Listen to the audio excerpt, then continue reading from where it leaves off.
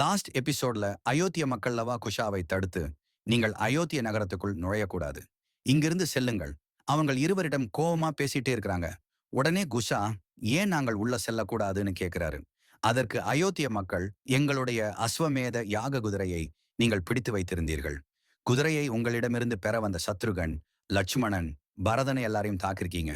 ஹனுமனையும் கட்டி போட்டீங்க. அது மட்டுமா, அங்கதன், சுக்ரீவர், விபீஷ்ணர்னு யாரையும் நீங்க விட்டு வைக்கவில்லை. எங்களுடைய பகவான் ராமர் கூடயும் நீங்கள் தாக்குதல் நடத்தியிருக்கீங்க. இப்படி இருக்கையில நாங்கள் எப்படி உங்களை எங்கள் நகரத்திற்குள் அனுமதிப்போம்னு அங்கிருந்த ஒரு அயோத்திய வாசி கேட்கிறாரு. அதற்கு குஷா அருகில் இருந்த பானைகளை எடுத்துட்டு அங்கிருந்த மேடை மீது அந்த கிராமவாசியை நிக்க சொல்றாரு. ஐயா, நீங்கள் சொல்வதை அனைவரும் கேட்டுக்கொண்டே இருக்கிறார்கள். உங்களுக்கு நடந்த அனைத்து விஷயமும் தெரிந்துள்ளது. உங்களுடைய இலக்குதான் என்னன்னு கேட்டுட்டு, லவாவும் குஷாவும் ஒரு நீதியான ராஜ்யத்தை நிறுவுவதுதான் எங்களுடைய இலக்கு. ராணி சீதை மீது நீங்க தவறான புகாரினை வைத்தீர்கள். ஏன் அயோத்திய பெண்கள் மீதும் நீங்கள் தவறான குற்றச்சாட்டை வைத்தீர்கள்? ஒரு சலவைக்காரர் தன்னுடைய மனைவி மீது ஒரு தவறான குற்றச்சாட்டை வைத்தபோது அதை எதிர்காமல் நீங்கள் அதை ஏற்றுக்கொண்டு ஒரு பிரச்சனையா உருவாக்குனீங்க. உங்கள் ராணியின் சந்தோஷத்தையும் மரியாதையும் நீங்கள் பறித்து விட்டீர்கள். உடனே அங்கிருந்த கிராமவாசி, நாங்கள் எதுவும் தவறாக சொல்லவில்லை. ஒருவேளை நாங்கள் ஏதேனும் தவறாக சொல்லியிருந்தால் எங்கள் அரசர் ஸ்ரீராமர் ராணியை கைவிட்டிருக்க மாட்டார்னு சொல்றான்.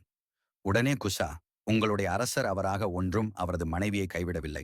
உங்களுடைய தவறான மனப்பான்மையினால்தான் ராமர் சீதையை கைவிட்டார். ஸ்ரீராமரும் சீதையும் பிரிந்ததற்கு நீங்கள் அனைவரும் தான் காரணம். எங்களுடைய ராஜ்யத்திற்கே வந்து எங்களையே குற்றம் சொல்றீங்கள்னு கிராமவாசி கேட்க, அதற்கு லைவாவும் உண்மையை சொல்லணும் என்றான். பகவான் ஸ்ரீராமரும் சீதையும் பிரிந்ததற்கு நீங்கள் அனைவரும் தான் காரணம். உங்களுடைய பிற்போக்கு சிந்தனை தான் காரணம். நீங்கள் அனைவரும் உங்களுடைய எண்ணத்தை மாற்றும் வரை அவர்கள் இருவரும் சேரமாட்டார்கள் அல்லவா சொல்றாரு. அதற்கு கிராமவாசிகள், நீங்கள் இருவரும் எங்களுடைய அரசரை தாக்குனீங்க. இப்போ எங்களையும் வார்த்தைகளால் தாக்கிட்டு இருக்கீங்க. இருவரும் இங்கிருந்து இப்போதே செல்லுங்கன்னு எல்லாரும் ரொம்பவே கோவப்படுறாங்க. இங்கு நடக்கும் அனைத்தையும் ராமருடைய தம்பிகளின் மகன்கள் பார்த்துட்டு இருக்கிறாங்க. அதில் ஒருவர், இவர்கள் அனைவரிடமும் லவா குஷா வருவதை முன்கூட்டியே சொல்லி நாம் தவறு செய்து விட்டோம். அவர்கள் இருவரும் என்ன செய்திருந்தாலும் அவர்கள் சொல்வதில் நியாயம் இருக்குன்னு ஒரு இளவரசன் சொல்ல, அதற்கு இன்னொரு இளவரசன், ஆமா உண்மைதான். தாய் சீதை மட்டும் நம்முடன் இருந்திருந்தால் சுவையான உணவுகளை நமக்கு செய்து கொடுத்திருப்பார்கள். அது மட்டும் இல்ல, அவர் மிகவும் அறிவாளின்னு இளவரசர்கள் பேசிட்டே இருக்கிறாங்க. இப்ப லவா குஷாவை போகச் சொல்லி அயோத்திய மக்கள் கத்திட்டு இருக்கிறாங்க. இப்ப அந்த இடத்திற்கு ஒரு பெண்மணி வந்து, தயவு செய்து நிறுத்துங்கள்னு சொல்றாங்க. நீங்கள் அனைவரும் என்ன செய்து கொண்டு இருக்கிறீர்கள்? சீடர்களை இது போல நாம் எப்போதாவது அவமதித்திருக்கிறோமா? இவர்களை நீங்கள் இப்படி மரியாதையை இல்லாமல் விரட்டக்கூடாதுன்னு சொல்றாங்க. அதற்கு கிராமவாசிகளில் ஒருவன், ஏய் பெண்ணே, நீ பேசுவதை நிறுத்து. செல், சென்று சமையலறையில் ஆக வேண்டிய உன் வேலையை மட்டும் பாருன்னு சொல்ல, உடனே லவா, அயோத்தியை நீதியான ராஜ்யமாக மாற்றுவதற்கு யார் யாரெல்லாம் முன் வருகிறார்களோ அவர்கள் புறணிக்கப்படுவதை பார்த்து கொண்டு நாங்கள் அமைதியாக இருக்க மாட்டோம்னு லாவா சொல்றாரு. உடனே குஷா, பெண்களை மதிக்காத நீங்கள் யாரும் பகவான் ஸ்ரீராமரை மட்டும் எப்படி மதிக்க முடியும்? உங்களுடைய அரசர் ஸ்ரீராமரின் மரியாதையைத்தான் நீங்கள் குறைத்து கொண்டும் அவமதித்து கொண்டும் இருக்கிறீர்கள்னு குஷா சொல்றாரு. போதும், நிறுத்துங்கள். இந்த இரண்டு சிறுவர்களையும் உடனே இங்கிருந்து வெளியேற்றணும்னு கிராம மக்கள் சொல்றாங்க. உடனே ராமருடைய தம்பிகளின் மகன்கள் விஷயம் கை மீறி சென்று விட்டது. நாம் தான் இவங்களை காப்பாற்ற வேண்டும்னு பேசிட்டே இருக்கிறாங்க. உடனே லவாவும் குஷாவும் கண்களை மூடி வணங்கி, ராமர் வாழ்க, ராமர் வாழ்கன்னு சொல்லிட்டு இருக்கிறாங்க. உடனே அந்த இடத்திற்கு ஹனுமான் வந்துடுறாரு. லவா குஷாவை எதிர்த்து சண்டை போட்டு கொண்டிருந்தவர்களை தன்னுடைய வாளால் அப்படியே மேல தூக்கிடுறாரு. அவர்களிடம், முட்டாள்களே, பகவான் ஸ்ரீராமர் அழைத்து கொண்டு வர சொன்னவர்களை வெளியே போக சொல்வதற்கு உங்களுக்கு எவ்வளவு தைரியம்னு கேட்கிறாரு. ஹனுமன் அவர்களை கீழே இறக்கி விட்டுட்டு லவா குஷா கிட்ட வராரு. லவாவும் குஷாவும் ஹனுமனை வணங்குறாங்க. உடனே ஹனுமன், பகவான் ஸ்ரீராமரின் ஆசீர்வாதங்கள் உங்கள் இருவருக்கும் கண்டிப்பாக கிடைக்கும்னு சொல்றாரு. இப்ப ஹனுமான் அயோத்திய வாசிகள் கிட்ட, இவர்கள் நம்முடைய விருந்தினர்கள். இவர்களிடம் எப்படி நீங்கள் இவ்வாறு மோசமாக நடந்து கொண்டீர்கள்? அஸ்வமேத யாகம் முடிந்த பிறகு பகவான் ஸ்ரீராமர் தான் இவர்களை சந்திக்க வேண்டும் என்று ஆசைப்பட்டார். இவர்களை நீங்கள் அனைவரும் அனுமதிக்க வேண்டும்னு நான் உங்களிடம் கேட்டுக்கொள்கிறேன். பகவான் ஸ்ரீராமர் இவர்களை சந்திக்க காத்து கொண்டிருக்கிறாருன்னு ஹனுமன் மக்கள் கிட்ட சொல்றாரு. உடனே ராமரின் தம்பிகளின் மகன்களும் ரகுகுலம் முழுவதுமே இவர்களை சந்திக்கத்தான் காத்து கொண்டிருக்கிறது. இவர்கள் கண்டிப்பாக தனித்துவம் வாய்ந்தவர்கள்தான். இவர்களுடன் நமக்கு தொடர்பு இருப்பது போல எனக்குள் உணர்வு ஏற்படுகிறதுன்னு ஒரு இளவரசன் சொல்லிட்டு இருக்கிறாரு. இப்ப அனுமனும் லவா குஷாவை அங்கிருந்து அரண்மனைக்கு அழைச்சிட்டு போறாரு. இந்த பக்கம் அரண்மனையில விபீஷணர், சுக்ரீவர், அங்கதனு அனைவரும் அரண்மனையில தான் இருக்கிறாங்க. இன்னைக்கு ஏதோ ஒரு முக்கிய நிகழ்வு நடக்கப் போகிறது என்று இயற்கையும் காற்றும் உணர்த்துகிறதுன்னு ஹனுமன் சொல்லிட்டே இருக்கிறாரு. இப்ப லட்சுமணனும் பரதனும் அரசவைக்கு வந்து ஆசிரம குருவை வணங்கிட்டே இருக்கிறாங்க. இப்ப அந்த இடத்துக்கு பகவான் ஸ்ரீராமரும் வராரு. ராமரை பார்த்து லவாவும் குஷாவும் ரொம்பவே சந்தோஷப்படுறாங்க. ராமர் நடந்து வரும்போது சீதையும் சேர்ந்து இருவரும் ஒன்றாக வருவது போல் லவாக்கும் குஷாக்கும் தெரியுது. இப்ப இருவரும் மிகவும் சந்தோஷத்துடன் இவர்தான் நம் தந்தைன்னு ஒருவருக்கு ஒருவர் ரகசியமா சொல்லிட்டு இருக்காங்க. இப்ப ராமரும் குருவை வணங்கிட்டு தன்னுடைய அரியணைக்கு போறாரு. அநேரம் அங்கு நின்று கொண்டிருக்கும் லவாவையும் குஷாவையும் பார்க்கிறாரு. லவா குஷாவான நாங்கள் அயோத்தியின் அரசரான ஸ்ரீராமரை வணங்குகிறோம்னு பணிவுடன் ராமரை வணங்குறாங்க. இப்ப ராமரும் தன்னுடைய ஆசீர்வாதங்களை இருவருக்கும் வழங்குறாரு. அந்த பக்கம் ஆசிரமத்தில் சீதை நதிக்கரையில் அமர்ந்து தியானம் பண்ணிட்டு இருக்கிறாங்க. இப்ப சீதையின் மீது பூக்கள் விழ ஆரம்பிக்குது. உடனே சீதை கண் விழித்து, எனக்கு மகிழ்ச்சியான உணர்வு ஏற்படுகிறது, நான் முழுமை அடைந்தது போல உணர்கிறேன்னு சந்தோஷமா சொல்லிட்டு இருக்கிறாங்க. அந்த பக்கம் ராமர் லவா குஷாவை பார்த்து, என்னால் உங்களிடமிருந்து லட்டுவின் வாசனையை உணர முடிகிறதுன்னு சொல்றாரு. உடனே குஷா தன்னிடம் இருக்கும் லட்டுகளை அவரோட பையில பத்திரமா ஒளிய வச்சுக்கிறாரு. இப்ப லவா, அரசே, குஷா அனைத்தையும் விட்டு கொடுப்பான், ஆனால் எங்கள் அம்மா செய்த லட்டுவை மட்டும் யாருக்கும் விட்டு கொடுக்க மாட்டான்னு சொல்றாரு. இப்ப லவா குஷாவை பார்த்து, குஷா, நான் உன்னிடம் லட்டுகளை வெளியே வைக்கதான சொன்னேன்னு சொல்றாரு. அதற்கு ராமர், நறுமணமுள்ள லட்டுகளை எப்படி வெளியே வைக்க முடியும்னு சொல்றாரு.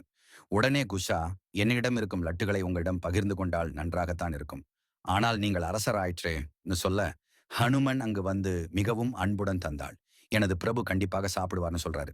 அதற்கு ராமரும் குஷாவை பார்த்து தலை அசைக்க, உடனே சந்தோஷத்தோட குஷா தன் பையிலிருந்து லட்டுகளை எடுத்து ராமரிடம் கொடுத்து, இதை சாப்பிடுங்கள்னு கொடுக்கிறாரு. ராமரும் அந்த லட்டுவை சாப்பிடுறாரு. அப்போ அவருக்கு சீதையின் ஞாபகம் வர ஆரம்பிக்குது. சீதான்னு சொல்றாரு. அந்த பக்கம் சீதை மேல மரத்திலிருந்து பூக்கள் கொட்ட ஆரம்பிக்குது. சீதையும் ராமரின் சிலையை பார்த்து ரொம்பவே சந்தோஷப்படுறாங்க.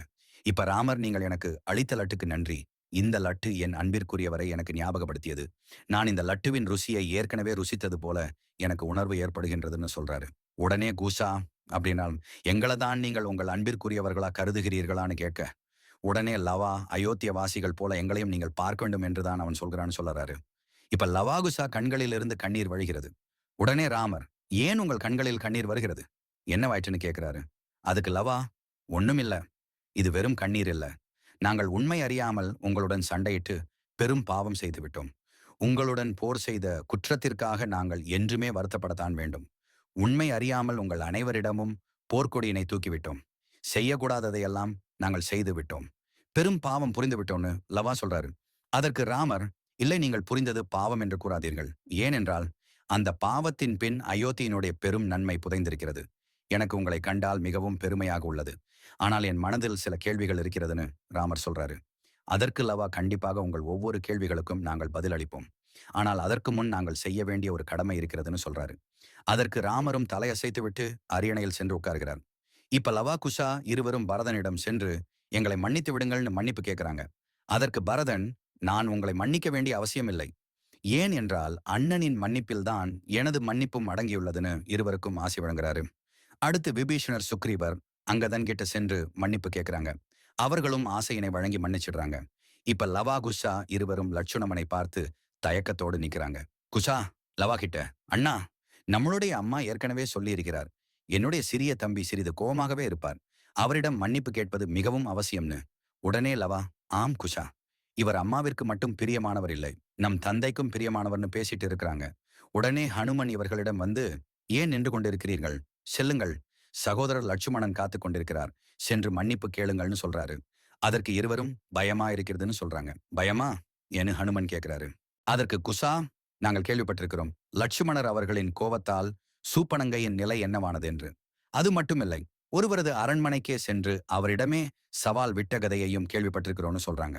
உடனே ஹனுமன் சிரித்து கொண்டு செல்லுங்கள்னு சொல்றாரு. இப்ப இருவரும் லட்சுமணர் கிட்ட வந்து மன்னிப்பு கேட்கிறாங்க.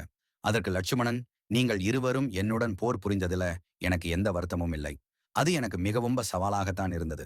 ஆனால் நான் மிகவும் வருந்தியது, நீங்கள் இருவரும் என்னை தவறாக காட்ட முயற்சித்த போதுதான் நான் எனது கடமையை செய்ய தவறிவிட்டேன்னு சொன்னீங்க. அன்று ஸ்ரீராமரின் ஆணையை ஏற்காமல் அன்னை சீதையை காட்டில் தனியாக விட்டுச் சென்றேன். அதன் பிறகே இராவணன் அன்னையை கடத்தினான். அதன் பிறகு ஸ்ரீராமரின் ஆணையை ஏற்று மாதா சீதையை மறுபடியும் காட்டில் தனியாக விட்டு வந்தேன். என்னிடம் வரம் ஏதேனும் இருந்திருந்தால் என்னுடைய ராமர் சீதை ஒருபோதும் பிரிந்திருக்க மாட்டார்கள்னு சொல்லிட்டு லட்சுமணர் கண்கலங்கிறாரு. உடனே லவா குஷா லட்சுமணர் காலில் விழுந்து, நாங்கள் செய்த தவறிற்கான பாவம் போக்கவே நாங்கள் வந்துள்ளோம். நாங்கள் செய்த தவறுக்காக உங்களிடம் மன்னிப்பு கேட்டுக்கொள்கிறோம். நாங்கள் உங்களை கோவப்படுத்தினோம், உங்களை தோற்கடிக்க உங்களை அவமதித்தோம். இன்னைக்கு நீங்கள் எங்களை மன்னிக்கலைன்னா எங்கள் அம்மா எங்களை ஒருபோதும் மன்னிக்க மாட்டார்னு லவாகுசா கண் கலங்குறாங்க. இப்ப லட்சுமணரும் கண் கலங்கி அவர்களை மன்னித்து விடுகிறார். இப்ப குஷா லட்சுமணன் கிட்ட, உலகில் லட்சுமணர் போன்ற ஒரு சகோதரர் எவரும் இல்லை, இனி இருக்கப் போவதும் இல்லை. தாங்கள் மாதா சீதாவை காப்பதிலும் பகவான் ஸ்ரீராமருக்கு சேவை செய்யவும் 14 ஆண்டுகள் சிறிது கூட கண்களை மூடாமல் பணிபுரிந்தவர். நீங்கள் எங்களை மன்னித்து விடுங்கள்னு இருவரும் அழுகிறாங்க. இப்ப லட்சுமணர் லவா குஷா கிட்ட, இப்போது என்னால் உங்களை புரிந்து கொள்ள முடிகிறது. வீரத்தோடு சேர்ந்து தாழ்மையும் உயர்ந்த பண்பும் உங்களிடம் இருக்கிறதுன்னு சொல்லி இருவருக்கும் ஆசி வழங்குறாரு. இப்ப லவாகுசா சபையின் நடுவில் நின்று, நாங்கள் மொத்த ரகுகுலத்திடமும் மன்னிப்பு கேட்டுக்கொள்கிறோம்னு கைகூப்பி அனைவரையும் வணங்குறாங்க. உடனே ராமர், அயோத்தி உங்களை வரவேற்கிறது லவாகுசான்னு சொல்றாரு. நீங்கள் என்னுடைய விருந்தினர்கள். உங்களுக்கு தேவையானதை அனுமன் நிறைவேற்றி கொடுப்பார். அயோத்தியை உங்கள் சொந்த வீடாக நினைத்து கொண்டு நிம்மதியாக இருங்கள்னு சொல்றாரு. இப்ப நீங்கள் இருவரும் என் கேள்விக்கான பதிலை கூறுங்கள். என்னை மற்றும் சீதையை ஒன்று சேர்க்க என்னையே போருக்கு அழைத்தீர்கள். உங்கள் உயிரையே பணயமாக வைத்தீர்கள். நீங்கள் இருவரும் முன்பின் தெரியாத எங்களை சேர்க்க ஏன் இத்துணை சவாலான காரியத்தை எதிர்கொண்டீர்கள்னு கேட்கிறாரு. அதற்கு லவா குஷா, அந்த தவறுக்கு நாங்கள் மன்னிப்பு கேட்டுக்கொள்கிறோம். நாங்கள் உங்களை எதிர்த்து போராட ஒருபோதும் எண்ணியதில்லை. மாறாக நீங்கள் காப்பாற்ற நினைக்கும் அயோத்திய மக்கள், அவர்களின் எண்ணங்களுக்கு எதிராகவே நாங்கள் போராடினோம். அவர்களின் தவறான சமூக எண்ணத்திற்காக. ஏனென்றால் அதன் விளைவாகத்தான் நீங்களும் தாய் சீதாவும் பிரிந்தீர்கள்னு குஷா சொல்றாரு. அதற்கு ராமர், இந்த உலகம் அநீதியும் தர்மம் அதர்மம் ஒழுங்கு மற்றும் குழப்பமும் கலந்த கலவைதான் லவாகுசா. எப்போதெல்லாம் தவறு நிகழ்கிறதோ அதை சரி செய்யதான் நாம் முயற்சி செய்ய வேண்டும். தவறை தவறு என்று நிரூபிக்க நாம் முயற்சி செய்யக்கூடாது.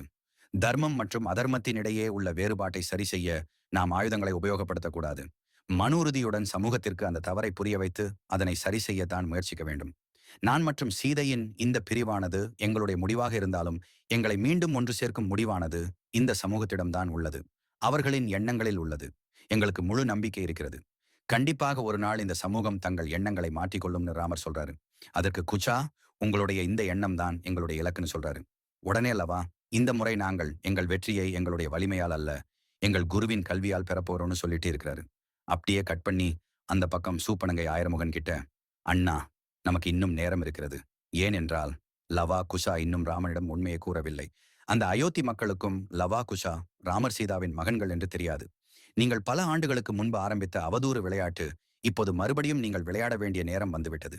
அசுர மனப்பான்மையும் பெண்களின் அவமதிப்பும் நீங்கள் அன்று விதைத்த விதை இன்று மரமாக அயோத்திய மக்களிடம் முளைத்து நிற்கிறதுன்னு சொல்ல, அதற்கு ஆயிரமுகன், இனி எனது மாயை மூலம் அவர்கள் இருவரும் எங்கு சென்றாலும் ஆண்கள் பெண்களை அவமதிக்கும் நிகழ்வை மட்டும்தான் காண்பார்கள்னு சிரிச்சிட்டே சொல்றான். அப்படியே கட் பண்ணி இந்த பக்கம் அயோத்தி நகரத்தை காமிக்கிறாங்க. லவாகுஷா சீதாராமர் பாடலை பாடிக்கிட்டே போயிட்டே இருக்கிறாங்க. அப்போ கடை வீதியில் ஒரு துணி கடையில அவனுடைய மனைவியிடம் அவளது கணவன் சண்டை போட்டுட்டு இருக்கான். உன்ன மாதிரி பெண்களால் எந்த வேலையும் உருப்படியா செய்ய முடியாது. இந்த துணியை பாரு, நல்லாவே இல்ல, இது சரியா இல்லைன்னு அந்த துணியை கீழே போட்டு எல்லார் முன்னாடியும் அவமானப்படுத்துறான். அந்த இடத்திற்கு வந்த பானாசுரன் அயோத்திய வாசி போல் வேடமிட்டு மக்களோடு மக்களாக நின்னுட்டு இருக்கிறான். அந்த நேரம் இன்னொரு பெண்மணி ஒருவர் முன் வந்து, உங்களுக்கு வெட்கமாக இல்லையா, இப்படி அனைவரின் முன்னிலையிலும் உங்கள் மனைவியை அவமானப்படுத்திட்டு இருக்கீங்கன்னு கேட்கிறா. உடனே பானாசுரன், அவளது கணவரிடம் ஒரு பெண்ணுக்கு எப்படி இவ்வளவு தைரியம் வந்தது?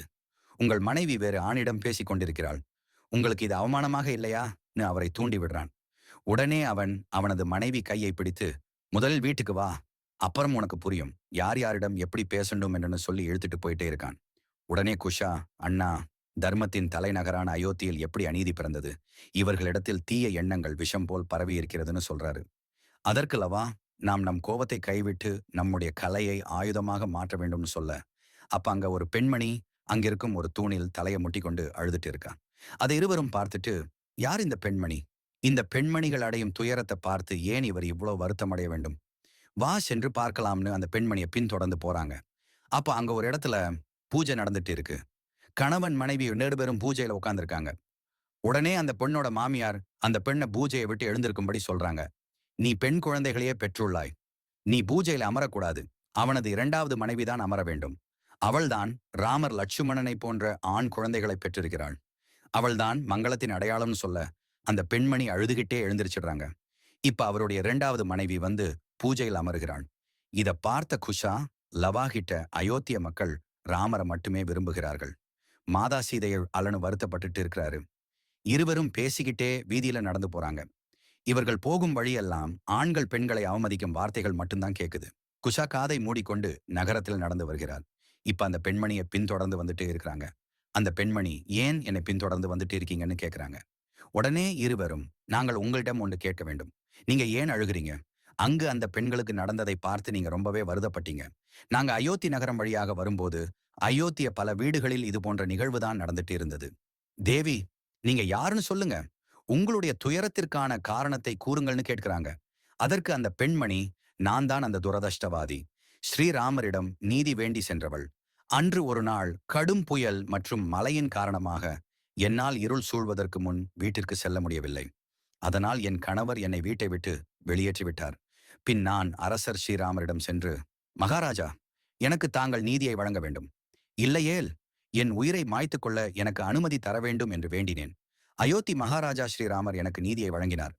ஆனால் அந்த நீதிக்கான தண்டனையை பெற்றது அயோத்திய மகாராணி தேவி சீதை. அன்று நடந்த சம்பவம் அயோத்திய மக்களின் ஒவ்வொரு இல்லத்தையும் பாதித்து விட்டது. நான் தான் அந்த பாவி. என்னால் தான் ஸ்ரீராமரும் சீதையும் பிரிய நேரிட்டதுன்னு அழுகிறாங்க. என் உயிரை மாய்த்துக் கொள்ள கூட என்னால் முடியவில்லை. ஏன் என்றால், நான் இறந்த பிறகு என்னுடைய பிள்ளைகளை யார் பார்த்துக் கொள்வார்? எங்களுடைய அயோத்தி முன்பு இப்படி இருந்ததில்லை. திடீரென்று அயோத்திய மக்களின் மனதில் எப்படி இந்த தீய எண்ணங்கள் பரவியது என்று தெரியவில்லை. அயோத்திய அரசர் ஸ்ரீராமர் நினைத்தால் ஒரு கணத்தில் அனைத்தையும் மாற்றிவிடலாம்.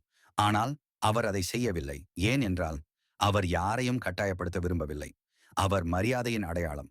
அவர் விரும்புவது அயோத்திய மக்கள் தாமாகவே அவரது எண்ணங்களை அவர்களது அனுபவத்தின் மூலம் மாற்றிக்கொள்ள வேண்டும் என்பதே. ஆனால் அது எப்போது நிகழும் என்பதுதான் தெரியவில்லைன்னு அழுகிறாங்க. உடனே லவாவும் குஷாவும், அம்மா அழாதீங்க. உங்களை வாயால் மட்டும் அம்மா என்று கூறவில்லை. மனதாலும் அம்மாவாகத்தான் பார்க்கிறோம். எங்கள் அம்மா அழுவதை எங்களால் காண முடிகிறது. நாங்களும் ஸ்ரீராமர் மற்றும் சீதை ஒன்று சேர வேண்டும் என்று விரும்புகிறவர்கள்தான். நியாயத்திற்காக அநியாயத்தை அளிக்க வேண்டும். அயோத்திய மக்களுக்கு மீண்டும் பெண்களின் மதிப்பை உணர்த்த வேண்டும். அவர்கள் மனதை மீண்டும் தூய்மையாக மாற்ற வேண்டும். நீங்கள் இங்கேயே இருங்கள். நாங்கள் உடனே வருகிறோம். எங்கும் சென்று விடாதீர்கள்னு சொல்லிட்டு ஸ்ரீராமரை பார்ப்பதற்காக அரண்மனைக்கு வராங்க. ஆனா காவலாளிகள் அவர்களை உள்ளே அனுமதிக்க மாட்றாங்க.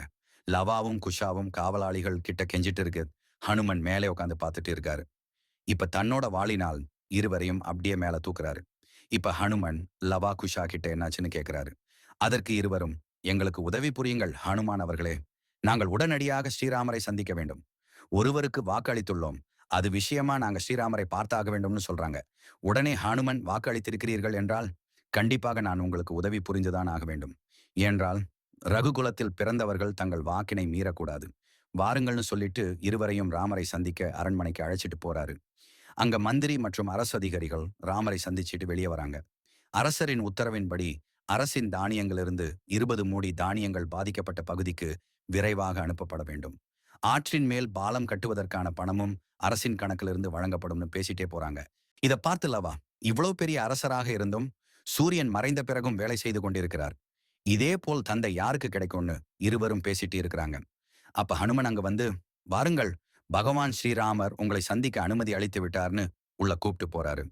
ஸ்ரீராமர் வனவாச உடையோடு வருவதை பார்த்து இருவரும் அதிர்ச்சியுடன் பார்த்துட்டு இருக்கிறாங்க. இதோட இந்த எபிசோட் முடியுது. அடுத்து என்ன நடக்கும்னு அடுத்த எபிசோட்ல பார்க்கலாம். இந்த கதை பிடித்திருந்தால் ஜெய் ஸ்ரீராம் என்று பதிவிடுங்கள். நன்றி.